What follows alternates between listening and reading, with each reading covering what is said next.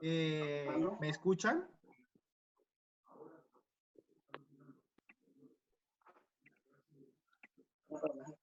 ¿Sí me Sí, están escuchando? señor. Lo que pasa es que esta aplicación es muy buena, pero cuando uno lleva 40 minutos lo saca, ¿sí? Porque es una aplicación gratuita, entonces a los 40 minutos de estar en línea lo saca uno el internet, por eso me desconecté por un momento, ¿listo? Entonces continúo. La pregunta que se hace el ciudadano acerca de este concepto, ¿sí? Es que si las propiedades horizontales están o no obligadas a tener revisor fiscal. Y lo que dice en este caso el Consejo Técnico de la Contaduría Pública, ojo, cita la ley. Recuerden bien que en este caso queda como en el aire si una propiedad horizontal es una persona jurídica o no lo es, o si para efectos de la revisoría fiscal yo puedo, digamos, aplicar el artículo, en este caso, lo contemplado en la ley 43 del 90 y lo contemplado en el Código de Comercio que tiene que ver con los topes establecidos para tener revisor fiscal, eso de la ley 43 o lo que dice Profe, el Código de Comercio, ¿sí? ¿no será que espera tantico que entren los otros compañeros porque a varios nos sacó? Listo, vale, listo. Entonces, un minuto. ¿Vale? Gracias, William. Por fin hizo un aporte bueno.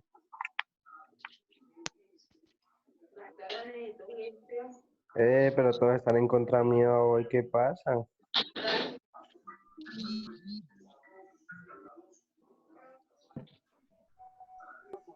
Profe, la aplicación me sacó y me perdí lo último que dijo. ¿Cómo? La aplicación me sacó y me perdí lo último que dijo sobre las No, vale, propiedades ya voy a horizontales. repetir. Bueno,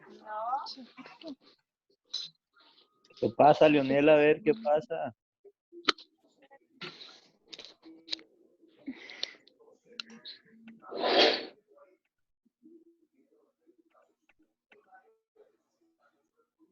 Listo. Entonces, yo creo que ya se conectaron la mayoría, ¿cierto? Ya, por favor, desactivan los micrófonos otra vez.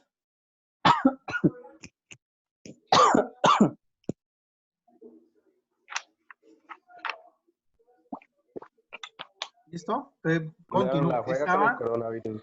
por favor, desactivan los micrófonos.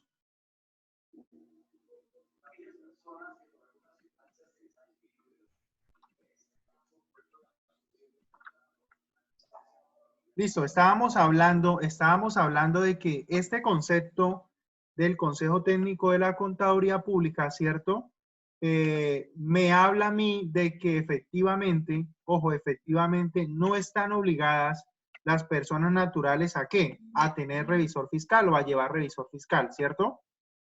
Pero la pregunta que se hace, ojo, la pregunta que se hace puntualmente no es si la persona natural está obligada a tener revisor fiscal, es si una copropiedad, o mejor, una propiedad horizontal está obligada o no a tener revisor fiscal.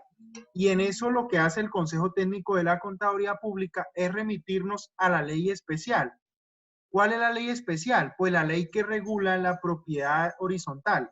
Y en ese sentido cita el artículo 56 de la ley 675 del 2001, que dice, los conjuntos de uso comercial o mixtos están obligados a contar con revisor fiscal, el cual debe ser contador público titulado.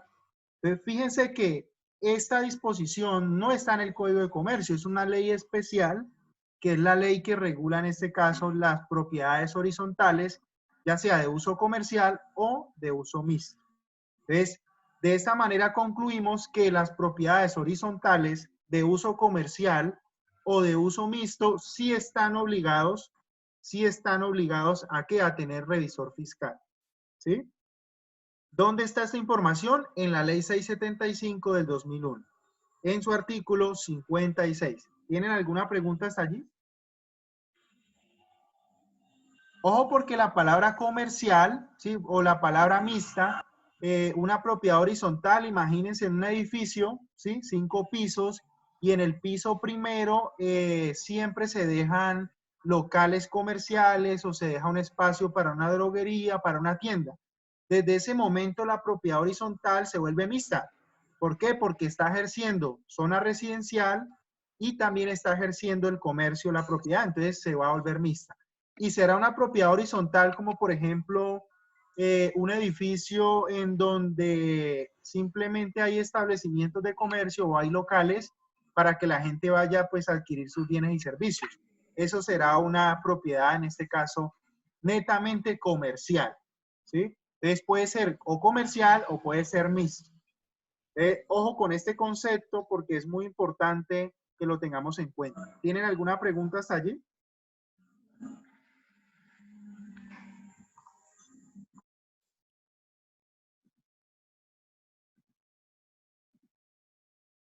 Entonces estábamos hablando, retomamos la presentación, ¿sí?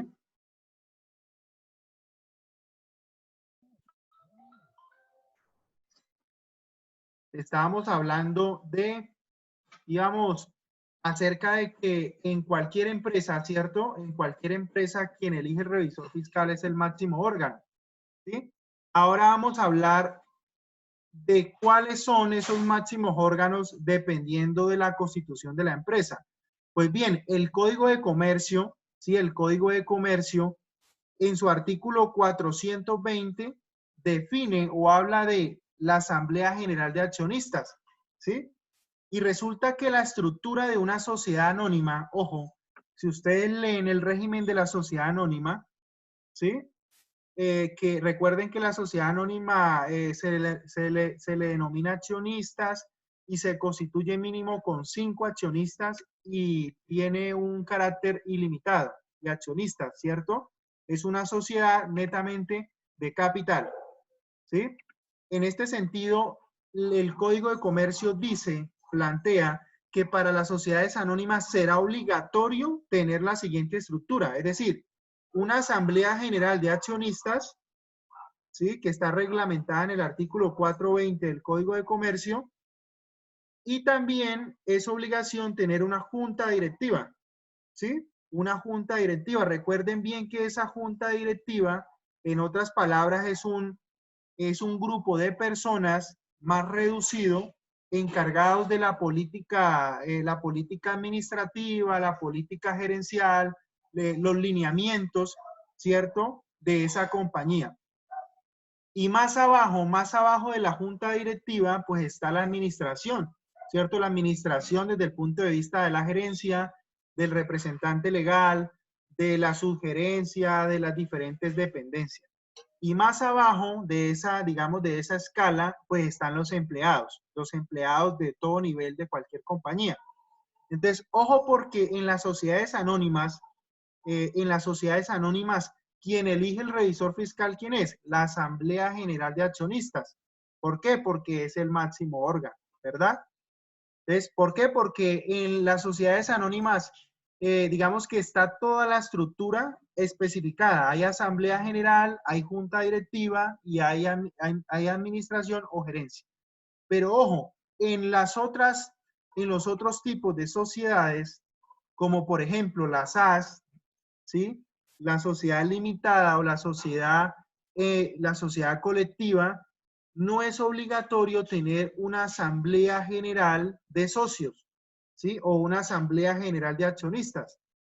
Entonces, por ejemplo, en la SAS, si bien es cierto, la SAS es una sociedad por acciones, perfectamente la SAS puede tener una asamblea general de accionistas y puede tener una junta directiva. Pero si la persona que constituye la SAS no quiere tener una asamblea general de accionistas, únicamente tendrá junta de socios o en este caso junta de accionistas para hacer SAS y tendrá administración, es decir, gerente o representante legal y tendrá empleados, ¿sí? Significa que en este tipo de sociedades la junta directiva es potestativa, es decir, no es obligatoria. No es obligatorio tener junta directiva en la SAS, en la limitada o en la sociedad colectiva, ¿sí? Por eso la mayoría de SAS simplemente tiene junta de accionistas y gerente o representante legal y pare de contar. En la limitada solo está la junta de socios y administración y empleados. pero perfectamente una sociedad limitada puede tener junta de socios y junta directiva. Eso depende de las personas que conforman esa sociedad porque es potestativo. ¿Quedó claro ese concepto? Sí, señor. Sí, Entonces, señor. aquí estamos hablando de algo que se denomina stakeholder, ¿no? Los stakeholders son los usuarios de la información y esos usuarios de la información son internos, ¿cierto?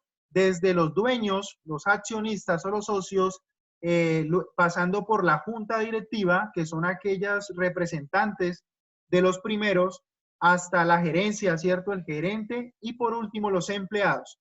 Todas estas personas no son más que stakeholder o usuarios de información financiera, de información económica, contable, etcétera. Son stakeholders.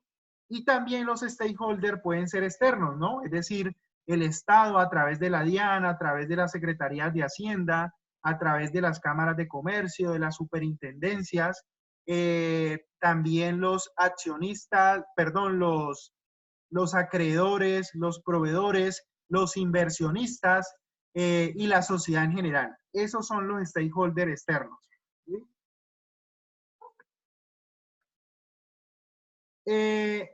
Algo que hay que tener muy en cuenta es el artículo 181 del Código de Comercio, que entonces ya empieza a materializarse. Ya dijimos que quien elige el revisor fiscal es el máximo órgano de cualquier empresa o de cualquier persona jurídica. También ya dijimos que en tratándose de sociedades comerciales será la Asamblea General o la Junta de Socios, ¿cierto? Y también ya dijimos que dependiendo de otras tipologías de empresa, pues habrá que consultar la ley o los estatutos. Ahora bien, ¿cómo se hace para elegir ese revisor fiscal? Pues anualmente, ¿sí? Anualmente de manera, digamos, general o la regla general o de manera ordinaria, se hace algo que se denomina una asamblea general o una junta de socios. Es decir, es una reunión de manera general que se realiza por lo general, valga la redundancia, antes del 1 de abril de cada año. ¿Sí? Antes del 1 de abril de cada año. De pronto ustedes han escuchado recientemente el gobierno nacional, el presidente Duque, profirió el decreto 417 del 2020 declarando el estado de emergencia social, económica y ecológica. Y en ese sentido, ese decreto, digámoslo así, que lo faculta el artículo 215 de la Constitución Política, le da facultades extraordinarias al presidente para que tome decisiones. Pues bien, una de las decisiones que tomó Duque fue extender los plazos de pagar impuestos, tributos, autorizar a los gobernadores, autorizar a los alcaldes para que rebajen impuestos, tributos, etcétera. No sé cómo estará la plata. Acá en Neiva, por ejemplo, extendieron el plazo del impuesto predial. No sé si en La Plata ya lo hizo el alcalde, pero sería bueno que ustedes como contadores, cuasi colegas, presionen a su gobierno municipal para que en armonía de ese decreto, pues, digámoslo así, generen esos descuentos. Pero lo que les quería comentar con ese decreto 417, que le da facultades extraordinarias al gobierno, es que primero extendió la renovación mercantil. Es decir, la renovación de la Cámara de Comercio se extendió. Recuerden que eso iba como hasta marzo y él la extendió ahora creo que hasta el 4 de abril. Segundo, dio, digámoslo así, parámetros para que las reuniones precisamente de asamblea general o junta de socios se realicen a través de métodos virtuales o que si no se pueden reunir se extiendan máximo un mes posterior a esta crisis, en este caso del coronavirus. Es decir, que fíjense cómo en este caso el artículo 181 y la normatividad que dice que las reuniones tienen que hacerse antes del 1 de abril, automáticamente fue abolida esa norma por un decreto extraordinario expedido por el presidente de la República. Es decir, que en este momento pueden haber muchas sociedades comerciales que no han hecho la reunión ordinaria, la Asamblea General o Junta de Socios. ¿Por qué? Pues porque obviamente no podemos tener contacto físico. ¿sí? Pero una vez superada esta etapa, cualquier reunión, ¿sí? Cualquier reunión de la Asamblea General o Junta de Socios, de manera ordinaria, ojo, de manera ordinaria se debe hacer al menos una vez al año, dice el artículo del Código de Comercio. Es decir, que en los estatutos de cualquier sociedad, en los estatutos, se pueden establecer 2 reuniones, 3 reuniones, 4 reuniones ordinarias, 6 reuniones ordinarias, depende de la empresa, ¿sí? Depende de la empresa, pero al menos será una vez al año. Entonces, a veces las empresas dicen, no, es que nos tenemos que reunir antes del 31 de marzo, ¿sí? Pero no dan cuenta de que pueden hacer 2 reuniones ordinarias, pueden hacer 3 reuniones, 4, depende de qué, de los estatutos internos de cada sociedad, pero al menos una vez antes de abril. Y de manera extraordinaria, ojo, la asamblea, que es el máximo órgano, o la junta de socios, de manera ordinaria, ya sabemos, de manera extraordinaria se va a reunir cuando lo convoque ¿quién? La administración, ¿sí? Es decir, el gerente, la administración, o sí, digámoslo así, las personas que tienen al mando como tal las riendas de la empresa, o cuando lo convoque el revisor fiscal. Entonces, o que el revisor fiscal también puede convocar de manera extraordinaria cuando él quiera, cuando él considere pertinente, ¿a quién? Al máximo órgano.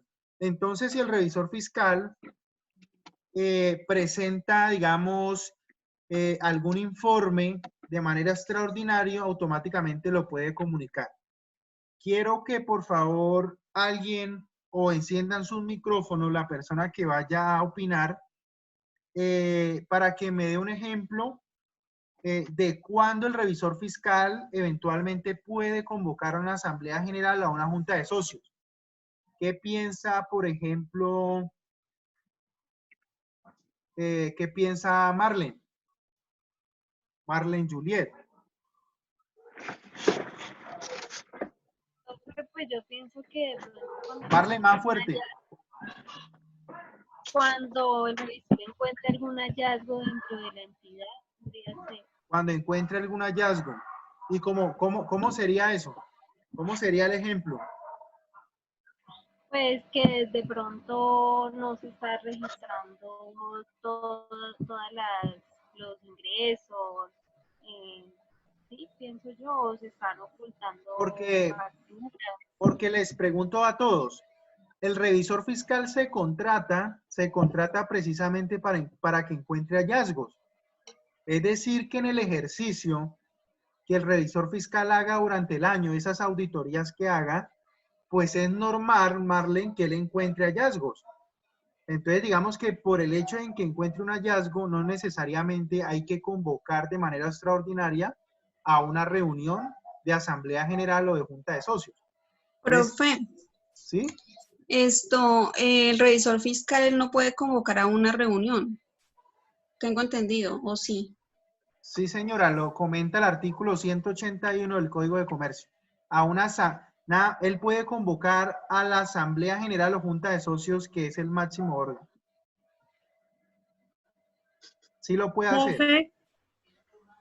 Profe, yo creo que sería entonces cuando él sí encuentre algún hallazgo que necesite una solución inmediata o que Perfecto, necesite... es decir, muy bien, Ingrid. Es decir, cuando el hallazgo sea relevante, ¿sí? Cuando el hallazgo sea suficientemente relevante, recuerden que el revisor fiscal no es el policía, el revisor fiscal no es el juez.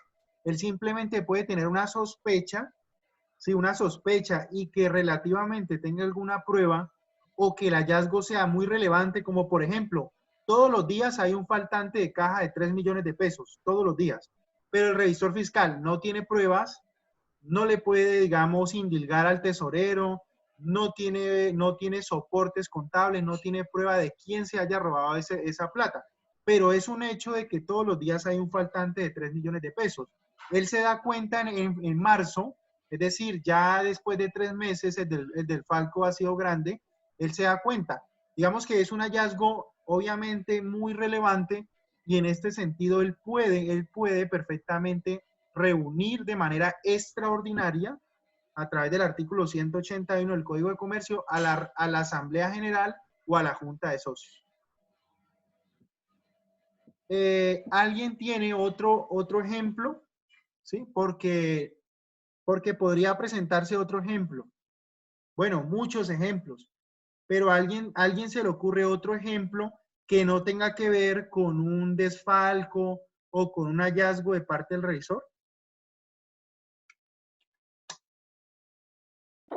Profe, de pronto cuando el revisor fiscal no se sienta facultado para seguir con la revisoría, Excelente, por Leonela. alguna de las causas que usted... Punto Muy bien, positivo. muy bien, sí. La verdad quería escuchar eso. Precisamente, ustedes saben que la figura de la revisoría fiscal tiene unas inhabilidades fuertes.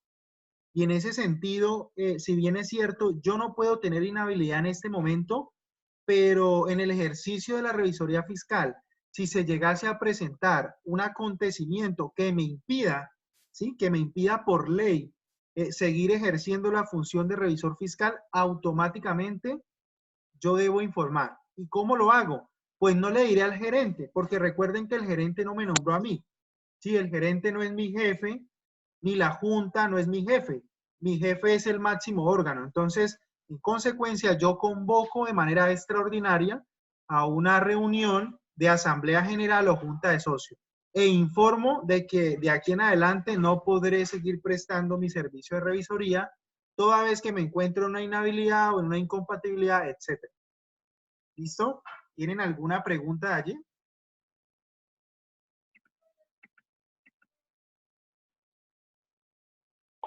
Profe, ¿en qué otros casos se puede solicitar una reunión extraordinaria? Digamos que Marlene pregunta, ¿verdad? Sí, profe. Bueno, Marlene, por regla general, digamos que las dos o la más utilizada en la vida real es cuando se presenta un desfalco, ¿sí? Cuando se presenta un fraude. Esa es la regla general. Pero puede ocurrir, un tercer ejemplo es que el revisor fiscal, como hace auditoría financiera de manera, digamos, permanente, ¿cierto? Cada mes, cada 2 meses, puede ocurrir que la empresa, digamos, en el primer semestre tenga pérdidas económicas de forma tal que si continúan así, pues va a 31 de diciembre el negocio va a cerrar o el negocio tendrá que liquidarse. Entonces también digamos que ahí no se presenta un fraude, no se presenta una inhabilidad ni una incompatibilidad, pero sí se presenta, digámoslo así, un estado de resultados económicos de la empresa que ameritan, ojo, que ameritan que el revisor fiscal simplemente convoque, ¿sí? Convoque una reunión de asamblea general o de junta de socios para que exponga su punto de vista. Ojo, el revisor fiscal, recuerden bien, no se puede meter, el revisor fiscal no puede juzgar a la gerencia, pero simplemente desde el punto de vista profesional da su opinión acerca de los resultados, en este caso de un trimestre, de un semestre. Entonces, otra de las causas que podría hacer es precisamente esa, es convocar pues a los máximos órganos para informarle un estado parcial de la empresa.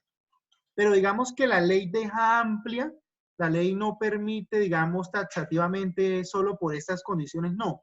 Está potestad del profesional de la contaduría, está potestad de ustedes, los futuros revisores fiscales, de convocar a la Asamblea General o Junta de Socios cuando ustedes lo consideren. En la vida real, la verdad, muy poco se hace. En la vida real, el revisor fiscal se ciñe a presentar su dictamen del periodo contable, es decir, de un año, ¿sí? Pero un revisor acucioso, un revisor fiscal, digámoslo así, que es preventivo, que es independiente, es imparcial, es recursivo, perfectamente puede convocar de manera extraordinaria a la Asamblea General o Junta de Socios. ¿Listo? ¿Tienen alguna otra duda? Profe, ¿Sí? ¿Quién habla? Lady. Hola, Lady. Profe, es que también me surge una pregunta que es, si no es, no, o sea, no es no sé si estoy mal o no, pero también se hablaba que en el artículo 207 del Código de Cámara de Comercio, sí, perdón, del Código de Comercio, el revisor fiscal, o sea, él puede convocar a la asamblea o a la junta de socios, por ejemplo, cuando, digamos, vea que el representante legal no está cumpliendo como a cabalidad, como cada una de las estipulaciones que le han hecho en asambleas anteriores, o la junta directiva, algo así. Perfecto. Muy bien, Lady, por esa apreciación. Y digamos que se enmarca en lo que hemos dicho hasta el momento. Recuerden bien que un representante legal, o mejor, la gerencia, ¿cierto? La administración o la gerencia, ellos lo único que les importan es cumplir metas, ¿cierto? Porque el órgano de dirección, que es la junta directiva, ¿cierto? O los socios o accionistas le colocan en últimas metas indicadores en ventas, indicadores en gastos, en costos, en rotaciones de inventario, recuperación de cartera, etcétera. Entonces, si la gerencia no cumple con esos indicadores establecidos, pues también el revisor fiscal está en la capacidad precisamente para convocar a la Asamblea General o a Junta de Socios y exponer esos casos. Como le digo, es amplio, o sea, la ley no restringe esa convocatoria que hace el revisor fiscal. Por el contrario, la dejó amplia para que cualquier caso que el revisor fiscal considere pertinente convoque a la Asamblea General o Junta de Socios. Pero digamos que en la práctica, ustedes imaginan digamos que el revisor fiscal, cuando ustedes trabajen y que el revisor fiscal convoque a una reunión extraordinaria, es porque algo pasó. ¿Sí? O sea, eso es un chisme, primero es un chisme en la empresa, y segundo es un susto ni el berraco, porque o el gerente está robando la plata, o el gerente no está cumpliendo con los objetivos, o hay algo que está sucediendo en la empresa. Entonces, el revisor fiscal, ese ente externo, imparcial, objetivo, ¿cierto? Con especialidad, con especificidad, pues él tendrá que informar esas anomalías. Entonces, el revisor fiscal, digamos que esta herramienta es de manera extraordinaria. También es que te encontramos un hallazgo, un faltante de caja de 1.000 pesos, voy a decirle a la Asamblea General, no porque hacer venir a personas de pronto del exterior o el accionista que está en otra ciudad, hacerlo venir para eso, pues no tiene sentido, ¿no? Claro, chicos, hasta el momento. Sí, señor. Listo. Dentro del artículo 187 del Código de Comercio, ¿sí? Dentro del artículo 187 del Código de Comercio, numeral cuarto y quinto, precisamente una de las funciones de la Asamblea General o Junta de Socios es elegir el revisor fiscal, ¿sí? Entonces, fíjense que no se lo está inventando el docente, sino que el Código de Comercio, por regla general, ya se los comenté, contempla en el artículo 187, numeral cuarto y quinto, que una de las funciones de ese máximo órgano es elegir al revisor fiscal y, ojo, considerar el dictamen, ¿sí? Considerar el dictamen. ¿Qué significa considerar?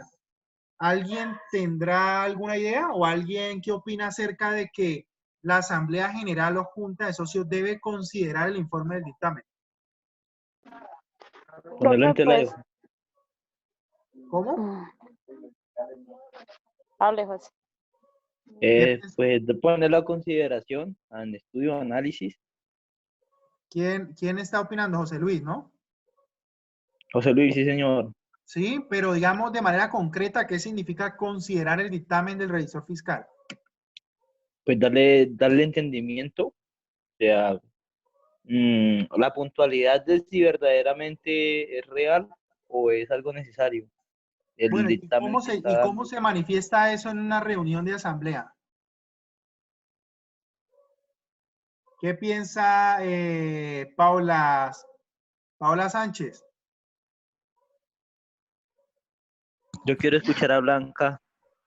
Pues que sí tiene que poner como para verificar la veracidad de lo que el revisor fiscal está diciendo, porque tampoco pueden darlo por hecho sin tener, o sea, solamente la opinión del revisor. Perfecto, sí, muy bien. Quiero escuchar a Jennifer Gutiérrez. Sí, señor, profe. ¿Qué piensa, Jennifer? Cuénteme. Pues que sí, que tiene razón mi compañera. Si el revisor fiscal convoca o dice algo es porque ha encontrado un hallazgo, como usted lo ha dicho anteriormente. Ok, Diego, ¿qué piensa Diego? Diego no está. Listo. ¿Qué piensa William Monge? Profe, sí, exactamente lo mismo que dijeron mis compañeras. Que si el revisor fiscal lo convoca es por algo, ¿no? Listo. Entonces todo el mundo lo mismo. No, está Lo bien, que dio, muchachos. lo que dio Parece que está Leonela. correcto. Listo. Entonces, ¿qué significa que, ojo, primero, las funciones de la Asamblea General es elegir el revisor fiscal y también considerar el informe del dictamen del revisor fiscal? ¿Qué significa eso? Como lo dijo Paola, el hecho de que yo contrate un revisor fiscal no significa que él tenga la razón, ¿sí? No significa que todo lo que él me esté diciendo lo vamos a dar por hecho, no. Entonces, en esa asamblea ordinaria, en esa asamblea que se realiza antes del 1 de abril, lo que se hace es someter a aprobación o no aprobación del dictamen del revisor fiscal. Entonces, el revisor fiscal emite su informe, su dictamen profesional acerca de la auditoría que le hizo a cada uno de los componentes de la empresa, cierto financiero, al control interno, a las políticas, al cumplimiento, etcétera. Entonces, lo que hace la Junta es, apruebo el informe del revisor fiscal y si apruebo el informe, ¿qué medidas voy a adoptar? Entonces voy a establecer un plan de mejoramiento, voy a establecer nuevas metas, voy a establecer nuevos controles, etcétera. Entonces, ¿apruebo el informe del revisor fiscal o no lo apruebo? ¿Sí? O simplemente no apruebo el informe del revisor fiscal. Porque, ojo, el informe del revisor fiscal, como vamos a ver más adelante, también puede presentar salvedades, ¿no?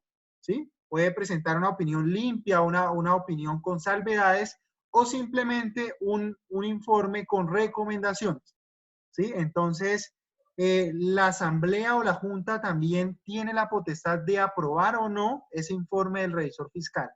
Y el hecho de que no lo apruebe no significa que el trabajo del revisor fiscal esté mal o se haya perdido. Significa pues que la Asamblea General o Junta de Socios simplemente no está de acuerdo con esa información o se aparta de esa información. Porque, ojo, el trabajo del revisor fiscal siempre va a ser autónomo, independiente, va a ser imparcial y ante todo va a ser objetivo y va a ser específico, ¿sí? Entonces, digamos que en este orden de ideas es muy complicado que la asamblea de accionistas lo cuestione. Simplemente ellos deciden si lo aprueban o no lo aprueban. ¿Claro hasta allí, chicos? Sí, señor. Listo.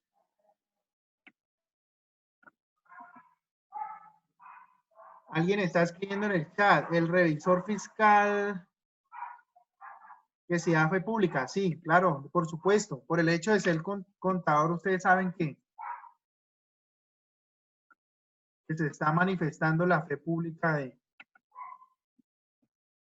Bueno, alguien está de grosero garrapiñando la presentación.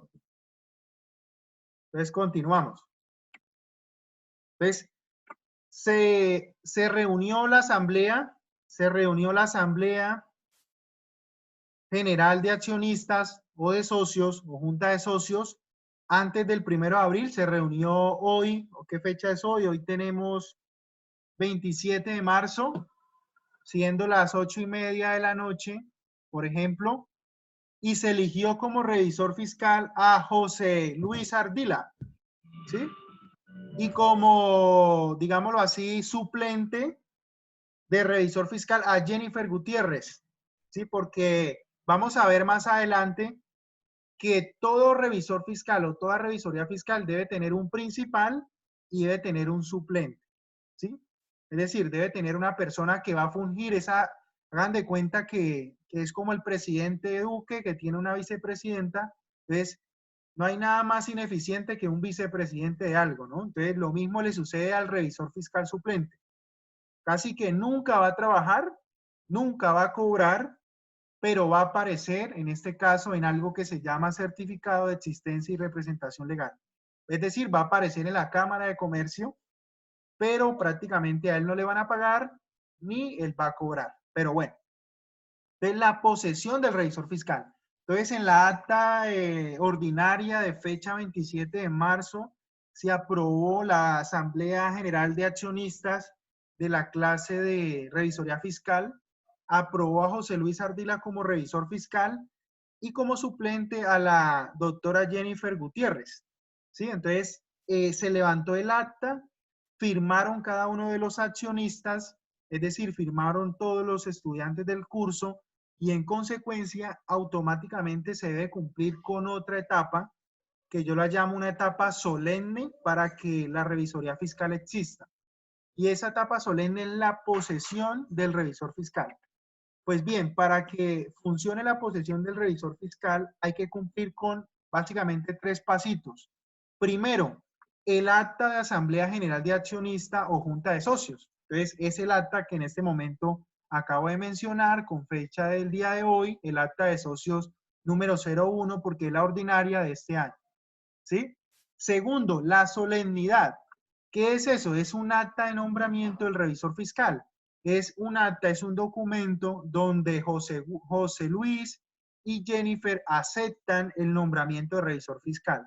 Porque, ojo, en el acta ordinaria simplemente se somete a consideración las hojas de vida de estas personas. Pero como tal, una vez siendo aprobados, debe existir un acta, un documento o una carta, como lo quieran llamar, donde estas personas acepten ese nombramiento. Entonces, José Luis firma con puño y letra y Jennifer que aceptan el nombramiento de la revisoría fiscal de la empresa X. ¿Listo? Entonces, debe existir esa acta de nombramiento. Pero ojo, hasta allí no hay contrato. Hasta allí no hay contrato de prestación de servicios. No hay vínculo jurídico. Simplemente hay un acto jurídico, que es el acta. Que es el acta de asamblea y que es el acta de nombramiento. Pues bien, con ese acta de nombramiento, ¿sí? Y con esa asamblea, ojo, el acta ordinaria general de asamblea o de junta de socios, junto con los documentos del revisor fiscal, ¿sí? Esos documentos se deben llevar ¿a dónde? A la Cámara de Comercio. Es decir, se debe actualizar, como ya se los dije, el registro, en este caso de existencia y representación legal de la empresa en la Cámara de Comercio. ¿Y se actualiza qué? Se actualiza con los nombres, los datos del nuevo revisor fiscal y del revisor fiscal suplente. Entonces, si ustedes buscan un certificado de existencia y representación legal de cualquier empresa que esté obligada a tener revisor fiscal, en ese certificado va a aparecer el nombre de esa persona y va a aparecer el nombre del suplente. ¿Listo? Entonces, digamos que en el momento en que automáticamente hay acta ordinaria, y hay aceptación de la revisoría fiscal y luego con el registro ante la Cámara de Comercio, en ese momento ya empieza la responsabilidad del revisor fiscal, a pesar de que no haya contrato. Ojo con esto, es muy importante. Cuando ya hay registro ante la Cámara de Comercio y hay aprobación del acta, ya hay obligación del revisor fiscal. Así no, el revisor fiscal no empieza a ganar honorarios. ¿Tienen alguna duda, inquietud acerca de estas tres etapas? Profe, o sea que mediante qué tipo de contrato se puede vincular el revisor fiscal al ente económico. Buena pregunta, Lady. Ya vamos para allá. ¿Listo? ¿Tienen alguna pregunta acerca de estas 3 etapas? Profe, otra. Y entonces para la inscripción del revisor fiscal en Cámara de Comercio solamente es la acta de elección y la carta como aceptación del cargo. Ajá, del la revisor. propuesta junto con los documentos del revisor fiscal, como tarjeta profesional, expedida por la... Ajá. Sí, exacto, los documentos. Pero lo más importante va a ser el acta ordinaria de asamblea, ¿sí? Con la firma de todos, obviamente, ¿no? Y debe ser original. Ok, profe. ¿Alguien tiene alguna pregunta, chicos? Ya los veo aburridos. Profe, ¿usted nos va a compartir esas diapositivas? Sí, claro. De hecho, yo creo que ya están en la página. Ya están en la página. Y si no, yo